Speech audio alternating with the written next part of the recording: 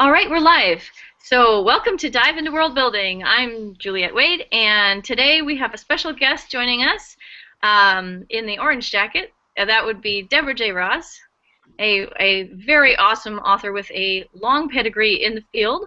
But today we're going to be concentrating specifically on her new trilogy that's out, which is called The Seven-Petaled Shield. Now, am I correct that that's the name of the full trilogy? Yes. Okay. So here I'll show them to you. Oh, now they look funny to me. This is the Seven-Petaled Shield. And then the second book is called Shanavar. And it has an extremely awesome bow woman on the front. Yes. And then we get this one. I just think these covers are fantastic. You really lucked out, Deborah. This is, it's just wonderful art and a pleasure to see on the shelf and look forward to reading.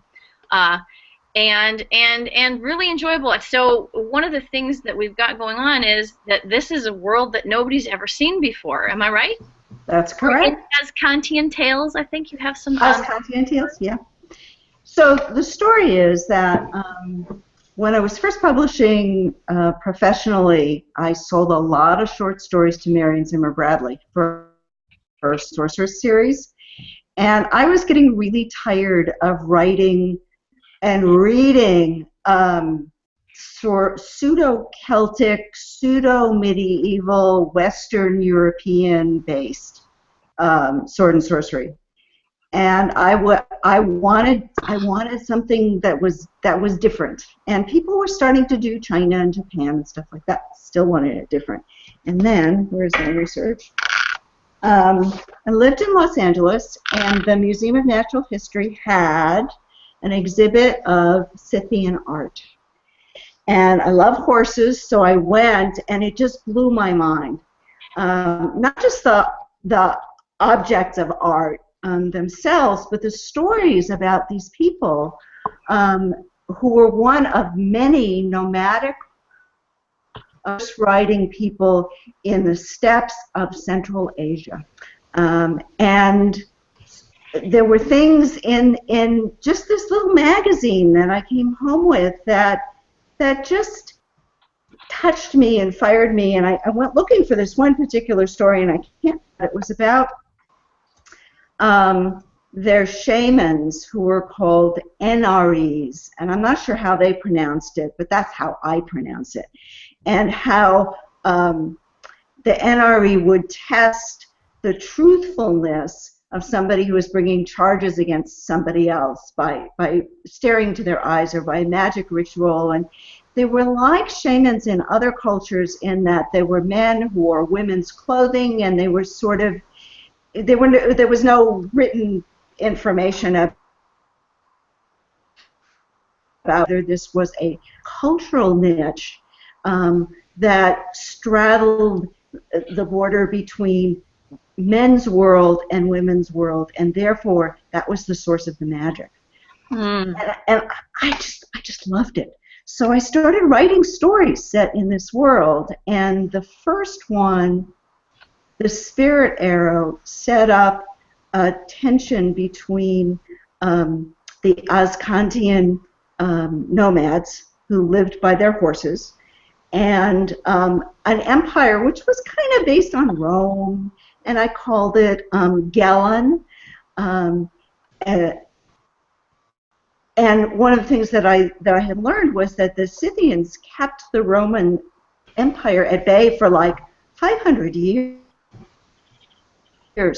And there were descriptions of their cavalry tactics, and the Romans would be marching in all of this great order, and these people on these nimble little horses who knew the countryside like the back of their hands would just draw the Romans into a trap, and they would do it by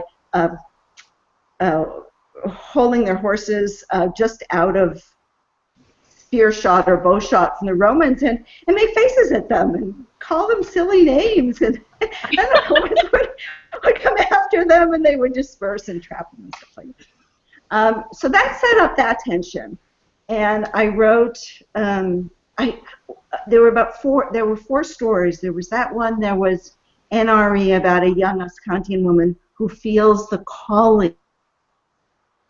Of course, it's forbidden, and that's a wonderful story there.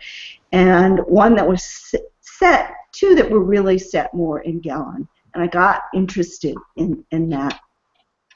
And then I guess it was around 2004. I was visiting my agent in New York, and I was writing dark urban novels, but I was getting very restless in terms of I wanted to do my own stuff. And we chewed over a bunch of ideas, and I said, well, I have these stories, and I have this world that I've started building, and what do you think about that? And he said, I think it's dynamite. Go for it. So one of the things about that ways that novels are different from short stories is that in a short story you can have a one axis of tension, you know.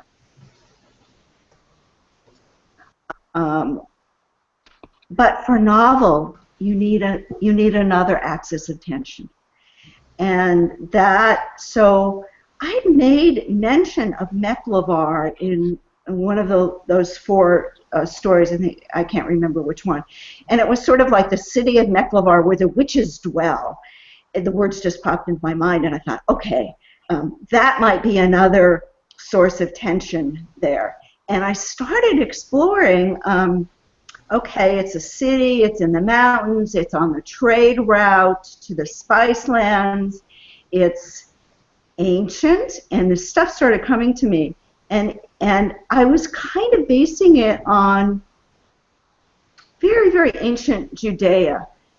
Not specifically, but the possibility of a very old scripture that's written and a sense of literacy. So in Mecklevar, an educated person would know 3 or 4 modern languages, at least 2 extinct languages. You know, kind of like maybe an Oxford scholar or a modern linguist or something like that. And what is their magic like? Well, their magic is based in these stories which have come down in Holy Scripture to them. And then I started thinking about the stories in our Scripture and how phrase, especially if you look at the Hebrew Scriptures. You have what has been taken into modern Judaism, but you have echoes of all of this older stuff. You have echoes of, there's a wonderful book called The Hebrew God and goddess-centered religions that keep coming up in one way or the other. And I think there are cautionary tales also when you look at sort of the stuff that's in the spaces and the stuff that's in the oral traditions that go with it. And that led me to think about the idea of this is the King Solomon's seals and the genie. Only this whole city is like the seal. That there's something ancient has been penned up and kept away from the world, and okay, what is it and how did that happen?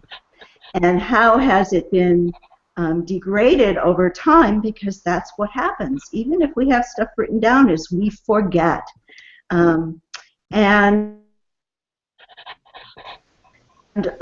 Okay, I have this tension between Ascantia and Gellon.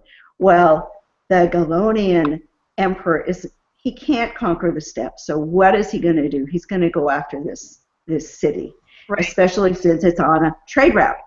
And what if that's what breaks the seal? What kind of evil genie is then going to come into the world? And then I was off and running. That suggested to me all kinds of wonderful characters and plot possibilities, and that I realized very early on was that the story had to be told mostly through the viewpoint of the women involved. Mm-hmm. Because otherwise you just end up with like Lord of the Rings kind of with a twist, only set in a slight land. Mm-hmm. In order to make it really my voice and my story, it had to be told in a different way. Yeah. And the solutions to the problems had to be something other than, Aragorn and his sword. I adore Aragorn, but that's not this story. This is a different story. Okay. Wow. There's a ton there. Let's see. Um, well, tell us about. Let's see. I'm gonna say. I think. Well, there are a lot of great characters. So tell us about Sora, if I'm getting her name right. I Mm-hmm. don't know. Sure. Yeah. And um, how she came to be, I guess. She's one of the main protagonists of the series, and a really neat character from Mecklevar. So That's right. Oh gosh, this is my writing journal, or at least one of many of them, and I'm actually going to sort of flip through here. And oh, by the way, here's the kind of thing that I put in. I don't know if you can see that this is a working copy of my the parts of the shield and what they stand for, and this is a map of the city of Adon. There. Okay. oh, cool. Yeah. Yeah. So let me remark for a second that the seven-petaled shield of the title is actually a means to protect the world um, from the evil forces, and it's kind of you were talking about how there was something that was sealed, but then the seal got broken, and so the shield is this multi-part artifact that is uh, helping to keep whatever this is bottled up. Am I correct? That's correct. And so it's actually like a six-pointed star, and then there's the centerpiece that holds it together. Physically, each of the petals of the shield is a different color, and it represents a different attribute like compassion or healing or strength or wisdom. And the story in Scripture is that a great Korad, who's the third book is the heir of Korad, brought together his 6 brothers, and each brother had a piece of this. And when they worked together and they were magically linked, they were able to seal away the supernatural enemy, which actually is kind of the remnants of creation that never came together into order. Mm-hmm. So its popular name is fire and ice because those aren't compatible elements, and its driving force is basically the unmaking of creation, which is why you don't want it as you're in your neighborhood. After flopping around with a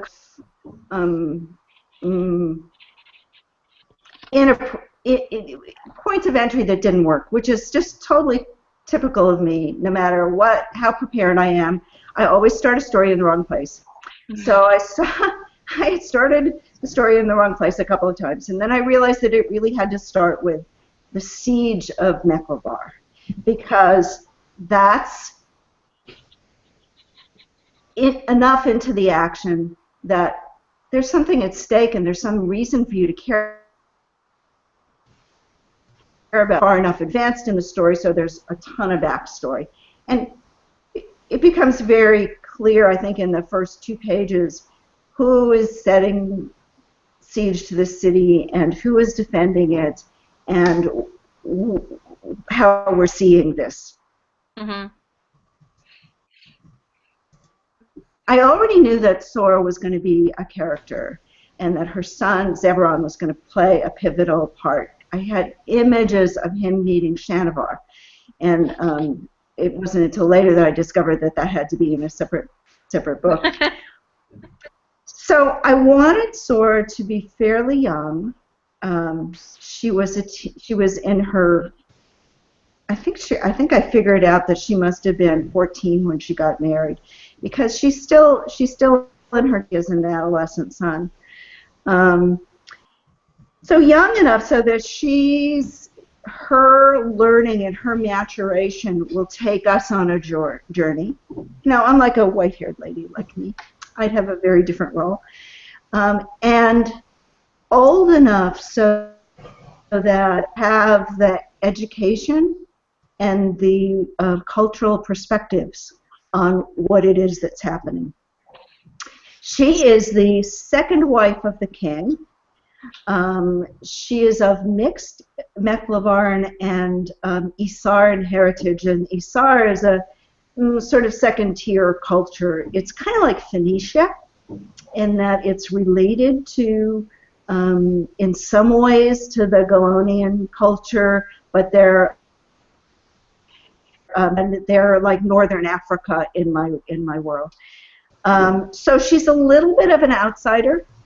But her Mecklevarn heritage is that she is of the lineage of Korad.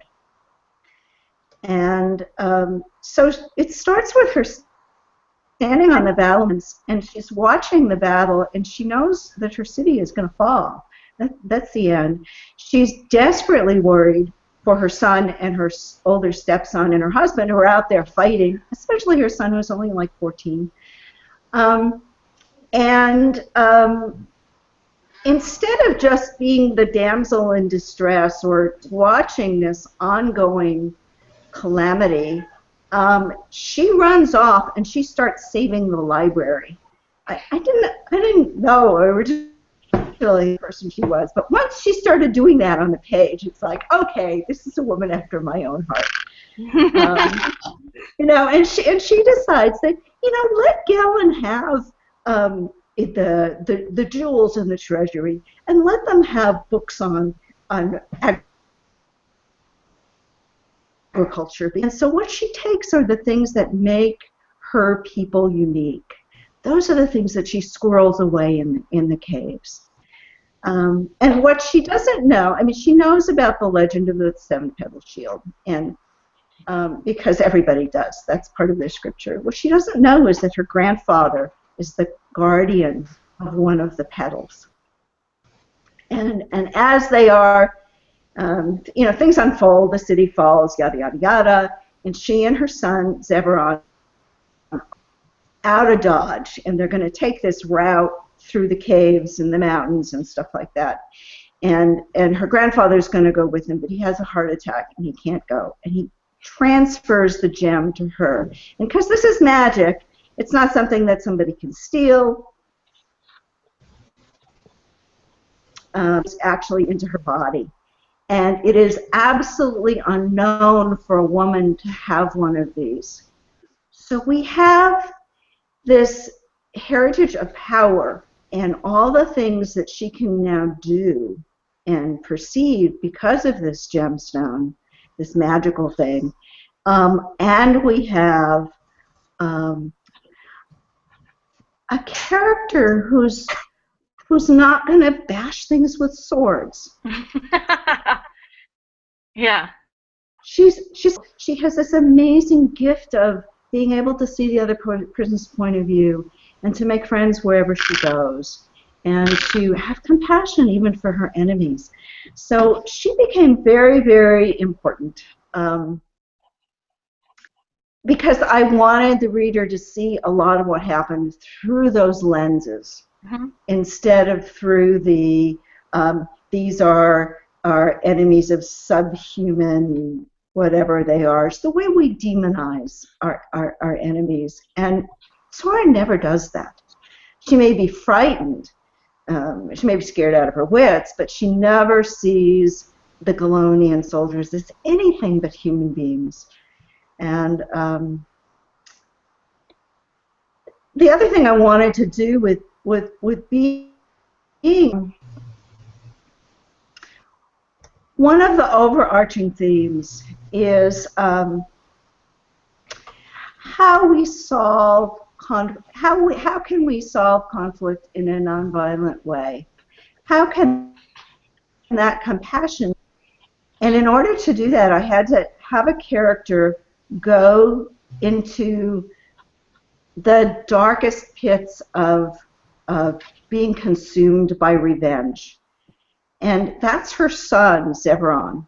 So by setting her up to be a lovable and, to me, incredibly moving character, then I have Zebron believe that she's dead, that she's been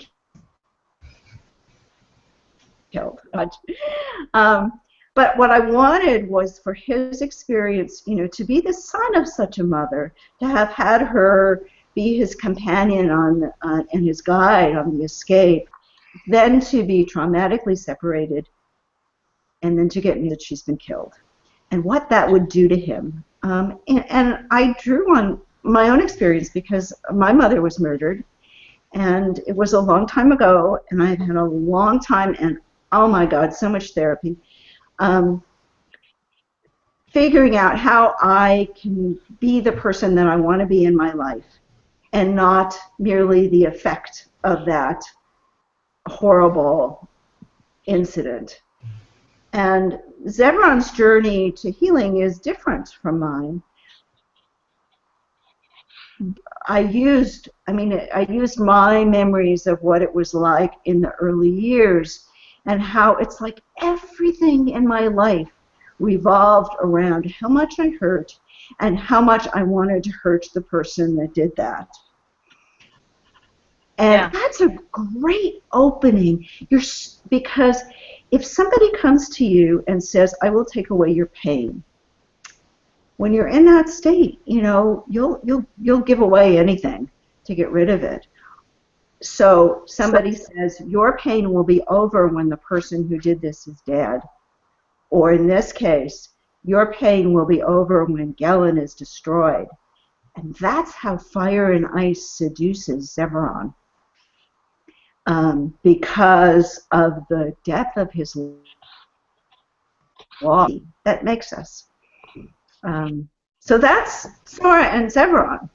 And what I was trying to do in the 3 books, and they obviously both have a lot of adventures, and I could not resist eventually having Sora fall in love, which she isn't with a king. I mean, that was a marriage of politics and politics, and so feel romantic. And Zebron has a love interest, and Danar does too. Danar is one of the things that happens to Sora is that she is taken captive and taken back to the capital city of Gelen, and she is the emperor doesn't know what to do with her,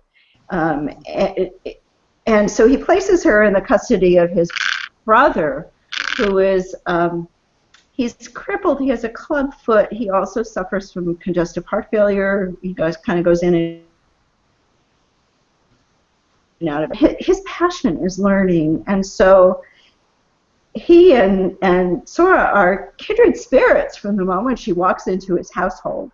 And they go up on the roof, and he has a crude telescope, and they look at stars together, and they study chemistry, and they study literature, and she becomes the tutor to his son, who is Zebron's age. And that's Danar, and he ends up being the third or fourth viewpoint character. And it took me a while to get attached to him. Because at first he was just sort of another person in the household, somebody closer to Sora's age that she could talk to, and then he really took on a life of his own, and it surprised me in a lot of different ways. He's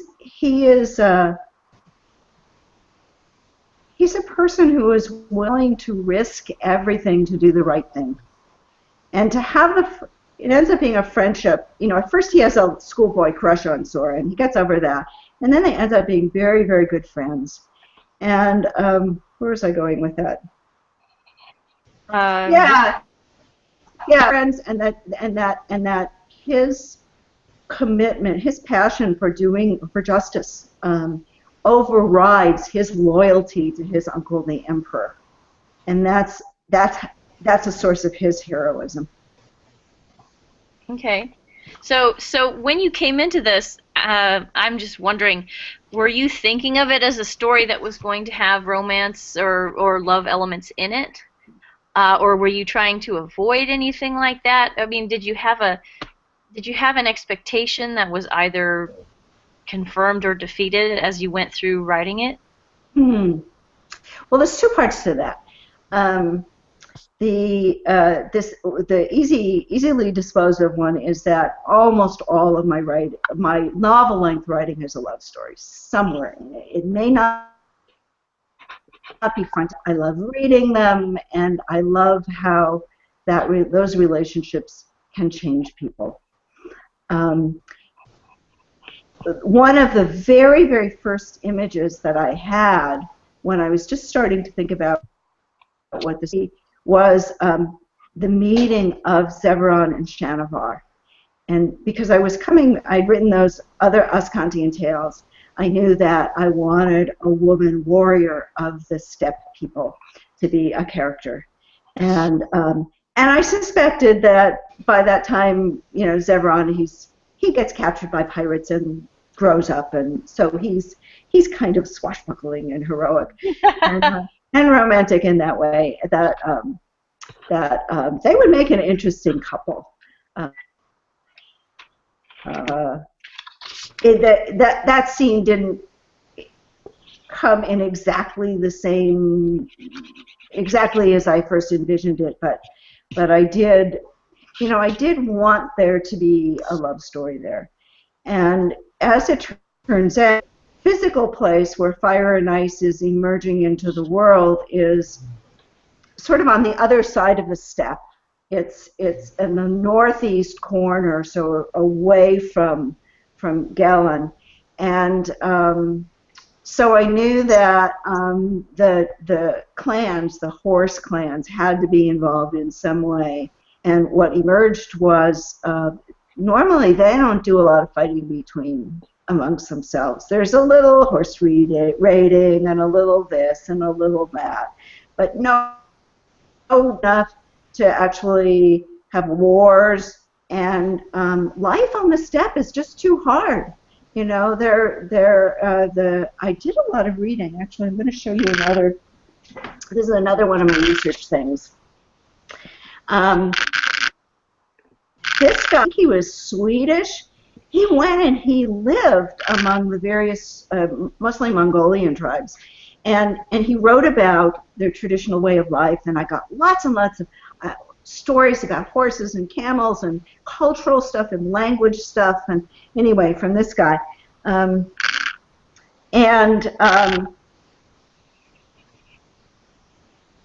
so there's a little bit of friction between the clans, but the winters are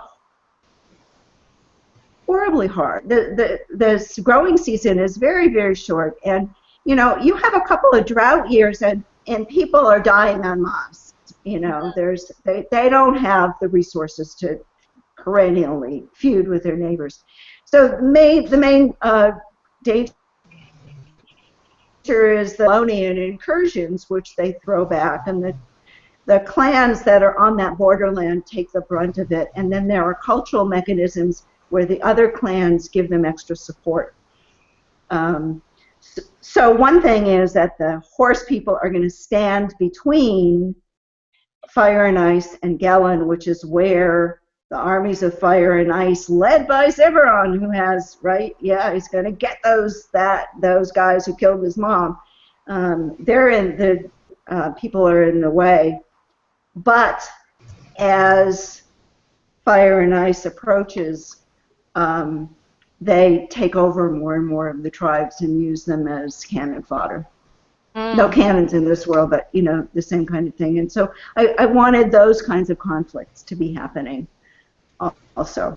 Shanavar was actually the clearest of all of the viewpoint characters to to write, partly because I'd already spent quite a bit of time in the short stories in the heads of of Azkantian warrior women, and I kept finding more stuff about the culture of steppe horse people, not just the Scythians, but many of the others, and I kind of mixed and matched and made up a lot of stuff on my own.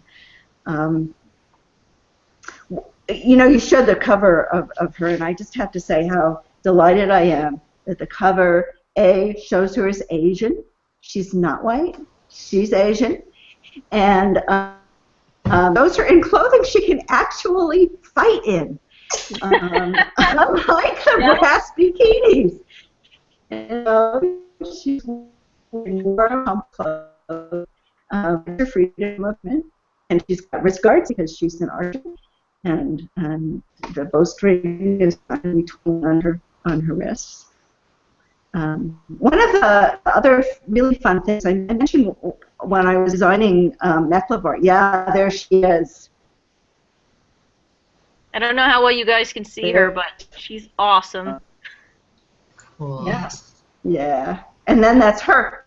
Yeah, that's her on the third book too. And I like that even though she's facing away from the camera. See, there she is, standing between evil and you. Yes. You. Right. Yeah. Yeah. Yeah. She's great. She's great. Where was I going to go with her? Yeah. So I could put together this wonderful culture here, and what I thought was, how do you balance women participating in standing against the Gelen, or doing little horse raiding, or hunting, with the needs for family and child raising? You're going to have a reasonably high birth rate in a culture like that, because you're going to lose people to weather and to predators and to whatever. And diseases would just, they wouldn't get very far because of the distances, but they would wipe out an entire clan very easily. And so I set it up that until mid-teenage years, boys and girls are treated pretty equally. And they wrestle, and they all learn to ride, and they learn to shoot bows and arrows and use spears and do all the same things. And then and they're both expected, if they're in that border region, to go at least one of them. And that's the prerequisite for becoming marriageable. And so once a young woman has done that, there's social pressure on her, cultural pressure on her to lay down her bow. She gets a lot of choice in a husband, but to pick one and to settle down and start having babies and become the repository, join the grannies and the aunties in being the repository of cultural heritage and lore, that how you get through difficult times, things like that. Mm-hmm. But Shanavar doesn't want to do that. She has dreams of glory, and she doesn't know exactly what form those will take, but she knows that she doesn't want to just sit around and tend babies and stir stew in a cook pot and make fermented mare's milk that everybody gets drunk on whenever they can. She really wants more out of life than that. And she's actually under a fair amount of pressure to go to marry. And well, if I could say, one of the things that I really like about the situation is that it's at the same time that she's under a lot of pressure, she also has legend to back up her choices. Yes. Because you set up this legendary figure who was female, a little bit almost like a Mulan kind of figure, but somebody for Shanavar to sort of follow in the footsteps of. And you also had, she received pressure, but when push came to shove, nobody was going to try to push her out of her spot. Right. And it was plausible. I mean, one of the things that Deborah does so well is that she weaves these cultures together in such a way that you can feel the past connecting with the present. You can feel the interrelationships of the languages and the various cultures and how these people see themselves in relation to the other groups that surround them in this world. And that's a kind of awareness that I don't see a lot in fantasy fiction. One of the things that makes this a really neat trilogy. Yeah. And Well, I had to think also of that actually, if I could link it up to Sora's story just a little bit, she has a lot of power and is able to use it in some very interesting and convincing ways. And yet it's not constantly enough to keep her on top of things. But boy, when she gets a chance to use her power, she uses it, right? I mean, she knows how to say, no, this is what we're doing now, and I'm in charge. And everybody goes, okay, you're in charge. Right, yeah. And one of the things that I liked the most was that even though she has a love interest towards the end, that doesn't at all compromise her general sense of drive and her position as a highly respected leader of the world, basically. I mean, she's pretty amazing in that regard, I think. Because I don't know, I'm not sure if in Shanavar's case, you know, if she did take a husband, would that automatically, or if she were to show love for, I mean, so she's showing love outside the normal system, I suppose you could say. If she were to show love inside the system, that might hamper her heroic aspirations a little bit. But I liked how you set it up where these women were able to achieve love and not have that compromise their drive and their ability to make change in the world. Right. Right. You know, I very much did not want to get into the trope you see where, you know, invincible warrior woman meets even more invincible warrior man. He conquers her, you know, in single combat or something like that, and she throws, you know, it's like the thing in Midsummer Night's Dream. It has happened before with Theseus and Hippolyta, where, you know, it's like she's thrown her shield and her sword, and she's not a soldier anymore. She's just his loving wife. You know, it's like, I don't buy that at all.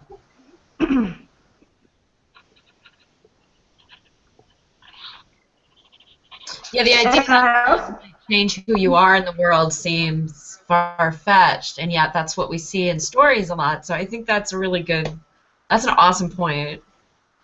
Yeah, I mean, it's something I wanted to point out because, yeah, I mean, because it's there in the story, but it is I think, very rare.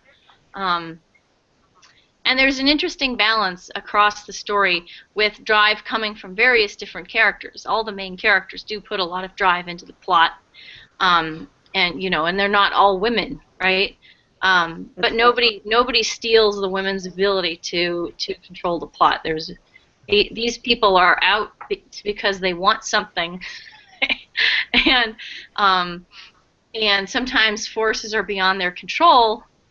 But on the other hand, sometimes they're not, and there's a sense of them being able to judge circumstances. That sounds like it should be obvious, right? But to have a character who actually knows when they don't have a lot of control over things. Everybody's got agency, as Reggie just remarked, but it's not just that. It's that you don't have these characters who are like, well, I know I am one man up against 150 who knows what's, and that's not going to stop me.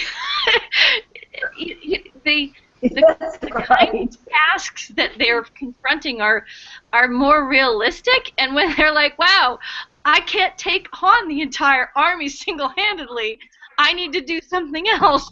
That's right. Yeah. You know, I mean, that shouldn't be so remarkable, right? um, Exactly. yeah, but it is, and it has a feeling. The whole thing has a feeling of almost like an alternate history of this Mediterranean slash Middle Asian region. So in a way, I can see Oh, that there thank would you. be some kind of a Tolkien-like connection there, because in a sense he was aiming to try to have an alternate mythology for Europe.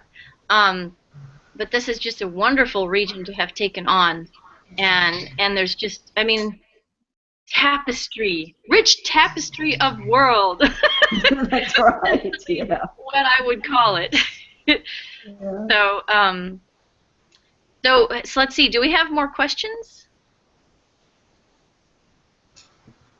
I can talk endlessly, but I Well, don't we'd want love you to. Yeah. to. Right. Yeah. So, what would people? Is there anything specific people would like to know? Hmm. I have kind of a general process question. So, have you written the full trilogy? The trilogy itself is done. Uh-huh. Yes. It's And it's out. I have it sitting here. Look how big it is. So, my Yeah. question about that is, how much did the completed trilogy diverge from your original vision when you set out, or is it pretty close, except for details? Ooh, yeah. Um, Good question. I had overall arc. I stuck pretty close to it. Then on the line, many many surprises. I had no idea Sora's love interest was there. I didn't know who else was going to have the other pieces of the shield. I mean, and where they were going to come from. I had the idea. One of them is ends up in the hands of a guy who he's kind of like Jesus. He wanders in and out of the desert and stands on the corner and prophesies, and gets with the quote Roman authorities very upset with him. And then he goes back in the desert, congregate wherever he's speaking, and he's more than a little crazy because he gets these visions. And there's no framework. He wasn't prepared to receive this pedal jam, and it's the one for truth. And where was I going with that? I had no idea he existed. No, I knew I thought he played a much bigger role than he actually did. In fact, I was prepared to write a whole book about him, but then it rebalanced its way. In the first draft of the first book, it was in thirds, and Shanavar's whole story was the last third. And I had some wonderful beta readers who said, no, no, no, no, no, no, no. We want to know more about what I had done is I had not developed Sora's time in captivity in Gelen, and that I really needed to do that. And once I moved to Spark of her own, then I was able to really get this richness of her culture and her relationships, and you can see I wanted all of my main characters to go on an internal journey as well as an external one, and so I needed space for Shanavar to change and to evolve from a young woman who's she's a very strong horse. She's a pretty woman. Really has a gift with horses, with dreams of glory, true leader. She becomes the war leader of her people. And it's not because she's the best fighter. And how does she get from here to there? So I needed room for her to grow.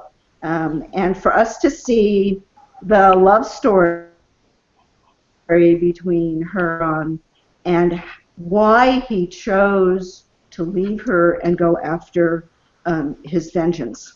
I had to make that a difficult choice for him, and one that came back to haunt him. So you need a whole book for that. There is a story about that middle book, Shanavar, which is in it. Shanavar has 2 horses. It's typical for people to have a number of horses. They have remounts, and then their wealth is in their horses, as well as camels and sheep and things like that. And I owned a horse when I was in high school, and I've ridden on and off. And it was one thing I shared with my very best friend. Is when I visit her, we'd go riding on Mount Hood or wherever, and so I almost felt like she was looking over my shoulder as I was writing about these horses and this woman's relationship with her horses. And when it was and then my friend got ovarian cancer, and she was in and out of remission for almost 5 years. And she came and visited me, and I said, would you take a look at this and make sure I get all the horse stuff done right? And so she sat in the pink easy chair in which I write, and she skimmed through it and slowed down and slowed down and slowed down and gave me a few comments here and there. And so then, time went on, and cancer got active, and she went into hospice. And the first book had come out, and the second book, this was she entered hospice in September 2013, and Shanavar was slated for a December release, and I think she'd last that. I had dedicated the book to her without telling her. So I called up the folks at DAW, and I mean, it's just, you usually don't sing praises in the publisher. The folks at DAW, they had the cover painting, but not the cover design. They mocked up the cover with the name and everything. They printed a single copy of the book. It's 8.5 by 11, rather than the paperback size.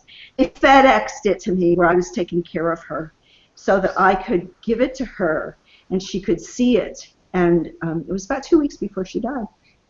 And up on my blog, there's pictures of her she's on oxygen in her hospital bed. She told this book that's dedicated to her. So if you read the book, you will see the inscription to her. Cool. Wow. You're amazing, Deborah. And actually, I'm incredibly impressed that DAW was able to do that. Yeah.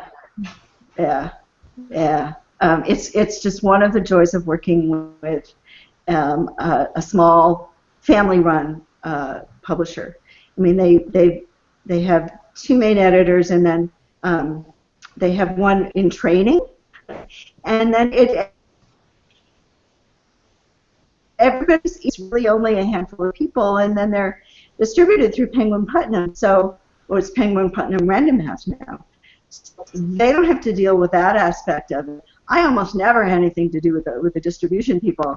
I just work with the editorial staff, and they're wonderful. And you mentioned the cover art. There's a story there too, which is that. So I have been continuing Marion Zimmer Bradley's Darkover series, and for a while we had one cover artist, and then he went away, and then there was one book. I can't remember what year it came out, but it's Haster Lord, and the cover illustration is actually a stock photo because they couldn't find anybody else. So the next one, which is Children of Kings, was I turned in the manuscript. She said to me, which this does not happen in a big publisher. She said, "Who would you like as a cover artist?" I go, "Well, within the bounds of budget and reason, I can't ask for Michael Whalen, but you know. So here's my. I went online. I looked at cover art. I went to the bookstore. I looked at cover art, and you know, so I gave her a list, and she said, well, you know, this guy is booked up for 5 years, and this one's too expensive. And then I realized that that I like covers for my friend Sherwood Smith's Inda series, and so I found out the artist. And I said, how about Matt Stawicki? I like his sense of design a lot. She said, okay. Let's go. And Daw is extraordinary in that they give the book to the artist. And she said, how about this scene and how about that scene? And then he sent back a bunch of sketches, and she actually sent them to me and said, think about these. That's the reason people go into publishing, because they never say with a cover with the typical publisher, and I said, well, kind of like that one, yeah. And she said, yeah, that's what I think too. So I also got to see that, yeah. So we took that sketch, and then he did a like a mock-up painting with color and stuff like that, and that's the ship with the sea dog. And you know, that scene actually happens in the book, and that's everyone holding on to the what is it? The rope line, I guess it's called. And then I guess Matt and I are Facebook friends now, or something like that. You know, I've gone back and forth a couple of times, and so he's now my cover artist.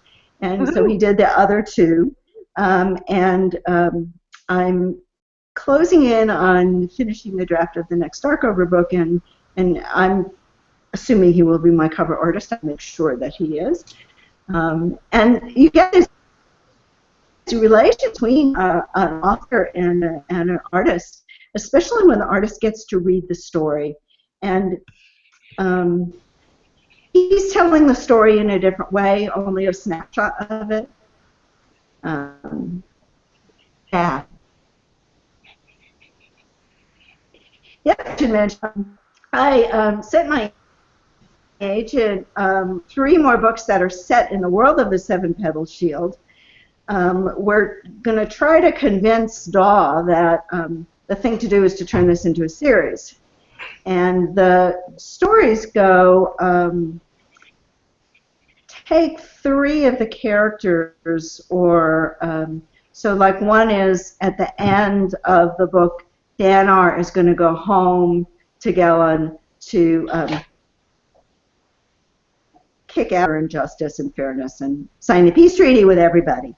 And so this is a book about how he does that. And yeah, I'm hoping that the series will catch on, the trilogy will catch on well enough, and people will write lots and lots of letters to Daw saying, we want more, more, more, because as you said, it's such a rich landscape. You know, it's culturally rich, and it's beautiful in different lands. You know, there's deserts and steppe and a Mediterranean climate where people are sweltering in the sun half the time, and all of this wonderful stuff. Yeah, even if it were a different set of characters. And I want to learn more about I want to learn more about the fever lands, and like there are all kinds of places across the borders that you could delve into more. Yes. Yeah. So the fever lands were sort of shorthand for sub-Saharan Africa. You know, obviously pre-European colonization, but I'm not sure that that's what they really are, because I haven't been there yet. And I would. and the Spice Lands. One of the books I proposed was, I think India. The Indian subcontinent, so India, Pakistan, Bangladesh, and maybe it's like that, and maybe it's not. I don't know. Yeah, a lot of these things, you know, I'll start off with an idea that's just, as I said, kind of a shorthand, just a few brush strokes about something. We've met a character from Denaria, that's Jenna Zebra, and she is, oh boy, is she a powerful woman. Well, you know, she's got such a small role. She has just such incredible presence. It's great. So. Well, we're done with our time, I'm afraid. I'm sure we could keep talking to Deborah for a long time because there's so much here. um, yeah. So I guess nothing is left for me but to say thank you so much, Deborah, for coming and telling us about your wonderful books. Everybody go buy them. Christmas And presents thank for you, all Reggie, your friends. for live tweeting. Next week we have a regular topic. We're going to be talking about autonomy, autonomy concepts, and so any and all of you are welcome to return and talk about autonomy with us next week. I've got cat fur flying in my face. And but yeah, it was lovely having you all here, and thank you, Deborah, and we'll be signing out. I'm going to stop the broadcast.